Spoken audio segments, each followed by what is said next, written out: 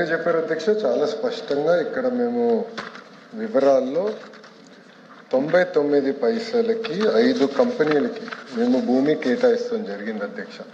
దాంట్లో ఒకటి Tata consultancy services, రెండోది కాగ్నిసెంట్, మూడోది ఏఎన్ఎస్ఆర్ గ్లోబల్, నాలుగోది రహేజా, ఐదోది మదర్సన్ ఇంటర్నేషనల్ అధ్యక్ష.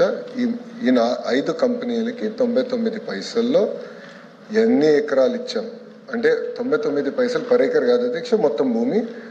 ఒక్కొక్కరి దానికి అంటే ఒక్కొక్క కంపెనీ ఎన్ని ఉద్యోగాలు కల్పిస్తాయని కూడా చాలా స్పష్టంగా ఎన్ని ఉద్యోగాలు కల్పిస్తాయనేది కూడా చెప్తాం జరిగింది అధ్యక్ష. ఇక్కడ ఒక చిన్న కరెక్షన్ ఏంటంటే కాగ్నిసెంట్ ఒకటి ఎంఓయూ కుదిరించుకున్నప్పుడు భూమి కేటాయించినప్పుడు 8,000 ఉద్యోగాలు అనేది అఫీషియల్గా మేము అనౌన్స్ చేస్తాం కూడా జరిగింది అధ్యక్ష. కానీ గౌరవ ముఖ్యమంత్రి గారితో మీటింగ్ తర్వాత ఫౌండేషన్స్ ఉన్నప్పుడు అది 25,000 ఉద్యోగాలకి రివైజ్ అయింది సార్. అంటే 8,000 నుంచి 25,000కి రివైజ్ అయింది అధ్యక్ష. అదొకటే మార్పు అధ్యక్ష. గౌరవ సభ్యులు అడిగినట్టు అధ్యక్ష, మూడో ప్రశ్న సమాధానం ఎంఓయూస్ ఏదైతే ఎంటర్ అయ్యారన్నారు అధ్యక్ష, ఎంఓయూస్ అన్ని క్లారిటీగా ఇస్తాం జరిగింది అధ్యక్ష. Energy, industries and commerce, INI, ITNC, multi department, APCRDA, tourism, food processing, MAUD, textile, education, health అధ్యక్ష. అది సంబంధించిన ఆ పాలసీస్ కింద వాళ్ళకి భూములు కేటాయిస్తాం జరిగింది అధ్యక్ష. కానీ 99 పైసలకి 5 కంపెనీలు మాత్రమే భూమి కేటాయిస్తాం జరిగింది అధ్యక్ష. అధ్యక్ష, గౌరవ మంత్రి గారు చెప్పింది 99 పైసలకి 5 కంపెనీలకు ఇచ్చామని చెప్తున్నారు. కానీ ఇక్కడ చూస్తే అధ్యక్ష, గత సంవత్సరంలోనే కంపెనీ రిజిస్ట్రేషన్ అయిన దానికి కూడా దాదాపు 1,000 కోట్ల విలువైన భూములు కేటాయించడం జరిగింది అధ్యక్ష. విశాఖ నడిబొడ్డున లులుకి 13.74 ఎకరాలు 99 ఏళ్ళకి లీజుకి ఇచ్చారు అధ్యక్ష. అది మనకందరికీ తెలుసు వైజాగ్లో ఎంత వాల్యూ ఉంటుందో భూమి అనేది కూడా. విజయవాడలో అధ్యక్ష 156 కోట్ల పెట్టుబడికి 600 కోట్ల విలువైన భూమి వాళ్ళకి లీజుకి ఇవ్వడం జరిగింది అధ్యక్ష. 156 కోట్లు పెట్టుబడి పెడితే 600 కోట్ల రూపాయల భూమి ఇవ్వడం అనేది కూడా మంత్రి గారు పరిశీలించాలని కోరుతున్నారు అధ్యక్ష. అది ఆర్టీసీకి సంబంధించింది కూడా 4.15 ఎకరాలు అధ్యక్ష. అది 99 ఇయర్స్ లీజుకి ఇచ్చారు. ఒకటి మేము గవర్నమెంట్ అడుగుతా ఉన్నాం అధ్యక్ష. గవర్నమెంట్ ఇప్పుడు 1,00,000 కోట్లు పెట్టి రాజధాని నిర్మాణం చేయగలుగుతుంది కదా అధ్యక్ష, టెండర్ కాల్ఫర్ చేసి. అదే 4.15 ఎకరాలని ఒక టెండర్ కాల్ఫర్ చేసి ఒక బిల్డింగ్ కన్స్ట్రక్ట్ చేసి ప్రభుత్వానికో లేకపోతే ఆర్టీసీకి ఆదాయం వచ్చేటట్టుగా కూడా చేసుకునే అవకాశం ఉంది అధ్యక్ష. కానీ ప్రైవేటు వ్యక్తులకు లీజు గీయడం అనేది అభ్యంతరకరమైనదని చెప్తా ఉన్నాం అధ్యక్ష. అదేవిధంగా 115 ఎకరాల అధ్యక్ష, 104 కోట్ల విలువైన భూమి 19 కోట్లకే ప్రభుత్వంలో పనిచేసే ఒక ఎంపీ గారి సంస్థకు సంబంధించిన సంస్థకు కూడా కేటాయించడం జరిగింది అధ్యక్ష. ఇదే విధంగా 2 రియల్ ఎస్టేట్ సంస్థలకు కూడా అధ్యక్ష 3,000 కోట్ల రూపాయల విలువైన భూమిని 99 ఆ భూమిని కూడా రియల్ ఎస్టేట్ సంస్థలకి కేటాయించడం జరిగింది అధ్యక్ష. రియల్ ఎస్టేట్ సంస్థలు కొనుక్కొని వ్యాపారాలు చేసుకుంటాయి అధ్యక్ష. కానీ వాళ్ళకి మన భూమి 99 ఏళ్ళు లీజుకి ఇస్తే వాళ్ళేం ప్రభుత్వానికి ఇవ్వరు అధ్యక్ష. అది మొత్తం వాళ్ళు 99 ఏళ్ళు అంటే దాదాపు 3 జనరేషన్స్ వాళ్ళ ఆదాయాన్ని తెచ్చుకుంటారు తప్ప ఈ 1,000 కోట్ల విలువైన భూములన్నీ కూడా ఇలా దారాదత్తం చేసుకుంటూ పోతే మనకి రాష్ట్ర ప్రభుత్వానికి ఉండే భూముల పరిస్థితి ఏంటి, తర్వాత పరిస్థితులు ఏంటి అని అడుగుతా ఉన్నది అధ్యక్ష. ఇదే కాకుండా ఇంకోటి అధ్యక్ష, 5,000 కోట్ల విలువ చేసే 54.79 ఎకరాలు ఒక ఎడ్యుకేషన్ ఇన్స్టిట్యూషన్ ఆధీనంలో ఉంటే గత ప్రభుత్వంలో దాన్ని బయటకు తీసుకొచ్చారు అధ్యక్ష. కానీ దాని విలువ 5,000 కోట్లు ఉంటే సదరు సంస్థ యజమాని కాదు ఇది 1,000 కోట్ల రూపాయలు మాత్రమే విలువ చేస్తుంది అని చెప్పి ఆధార లెక్కలు ఒక పక్కన గవర్నమెంట్ ఆక్షన్లో పెట్టిన లెక్కలు తీసుకొచ్చి చెప్పారు అధ్యక్ష. అంటే మేము అడుగుతా ఉన్నాం ఈ సందర్భంగా, 1,000 కోట్ల రూపాయల విలువైన భూములు అయితే ఆక్యుపై చేసేదానికి ఏమన్నా దానికి వెసులుబాటు ఏమైనా కల్పించారా అని అడుగుతాను అధ్యక్ష.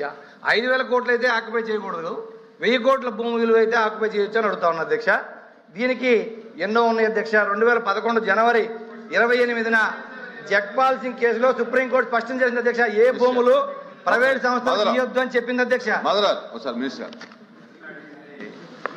99 పైసలకి ఈ రాష్ట్రంలో ఏ కంపెనీలకి భూములు ఇచ్చారు, ఎంత భూమి ఇచ్చారు, ఎన్ని ఉద్యోగాలు వస్తున్నాయని ప్రశ్న అధ్యక్ష. ఓకే, ఏ సంస్థకి ఇచ్చారు, గతంలో ఎక్కడిచ్చారు, ఇప్పుడు ఎక్కడిచ్చారు, ఎవరు ఏం చేశారు డిస్కస్ చేద్దామంటే మీకు బీఏసీ ఉంది, ఒకరోజు పెట్టండి డిస్కస్ చేద్దాం. వచ్చిన ఏంటి అడిగారు, దానికి అన్నీ కలుపుకొని వెళ్ళడం వల్ల ఆన్సర్ కూడా సరిగ్గా రాదు. దయ ఉంచి మీరు కూడా అలాంటి మాట్లాడేటప్పుడు కంట్రోల్ చేయాలి అధ్యక్ష. మీరు చర్చకి పెట్టండి, టోటల్గా గత 5 సంవత్సరాలు ఈ భూముల పరిస్థితి ఏంటి, ఇప్పుడు మేము ఎవరికి ఇచ్చాం, ఎందుకు ఇచ్చాం, దానివల్ల ఏంటి ఉపయోగాలు, ఏంటి ఫలితాలు అన్నీ డిస్కస్ చేద్దాం. ప్రస్తుతానికి సభ్యుడు క్లియర్గా అడిగింది 99 పైసలకి ఏ కంపెనీలకి ఎంత భూమి ఇచ్చారంటే మా మంత్రి గారు 5 కంపెనీలకి ఇచ్చాం, ఎంత భూమి ఇచ్చాం, ఇన్ని ఉద్యోగాలు వస్తున్నాయని చెప్పి స్పష్టంగా చెప్పారు. దానికి ఫర్దర్గా ఏముంటే అడగాలి తప్ప అన్నీ అడగమంటే మాకేం అభ్యంతరం లేదు. ఇది అయిన తర్వాత బీఎస్సీ మీరు పిలుస్తారు, అందరూ ఉంటారు, అందులో 1 గంట అరగంట డిస్కస్ చేయండి, పెట్టండి, డిస్కస్ చేద్దాం. ఎవరేం చేసాం మొత్తం డిస్కస్ చేస్తే అన్ని వాస్తవాలు ప్రజలకు తెలియజేద్దాం. అభ్యంతరం ఏమి లేదు. కానీ క్వశ్చన్ కన్ఫర్మ్ కామని చెప్పి కోరుతున్నాం. నేను అది అడిగింది ఎందుకంటే కుదుర్చుకున్న అవగాహన ఒప్పందాలు పరిశ్రమల వారికి భూ కేటాయింపులని చెప్పినప్పుడు రియల్ ఎస్టేట్ సంస్థ పరిశ్రమల కిందకి ఎలా వస్తుంది అధ్యక్ష? 5వ కంపెనీకి ఇచ్చిన భూమి చెప్పండి. 99 పైసలకి 5 కంపెనీలు అని చెప్పారు. 5 కంపెనీలు కాకోకుండా ఇంకేం మీ దగ్గర అన్న సమాచారం ఉంటే చెప్పండి. అది అధ్యక్ష రియల్ ఎస్టేట్ కంపెనీకి ఇచ్చారు కదా. రియల్ ఎస్టేట్ కంపెనీలకి ప్రైవేట్ కంపెనీలకి ప్రభుత్వంలో భాగస్వామి కంపెనీలకు ఎలా ఇస్తున్నారని అడుగుతున్నాం అధ్యక్ష. క్వశ్చన్ లోనే ఉంది. మీరు ఇచ్చిన ఆన్సర్ లో కూడా ఉంది అధ్యక్ష. అది చూసుకోమని చెప్పండి మంత్రి గారిని. మీరు ఇచ్చిన ఆన్సర్ లో కూడా రియల్ ఎస్టేట్ కంపెనీకి ఇచ్చామని ఉంది అధ్యక్ష. చూడండి అక్కడ లాస్ట్ లో 5 అధ్యక్ష వాళ్ళు అడిగిన దానికి నేను చూపిస్తున్నా అధ్యక్ష. ఏదైతే ఒక్క నిమిషం అధ్యక్ష, ఇదిగోండి అధ్యక్ష.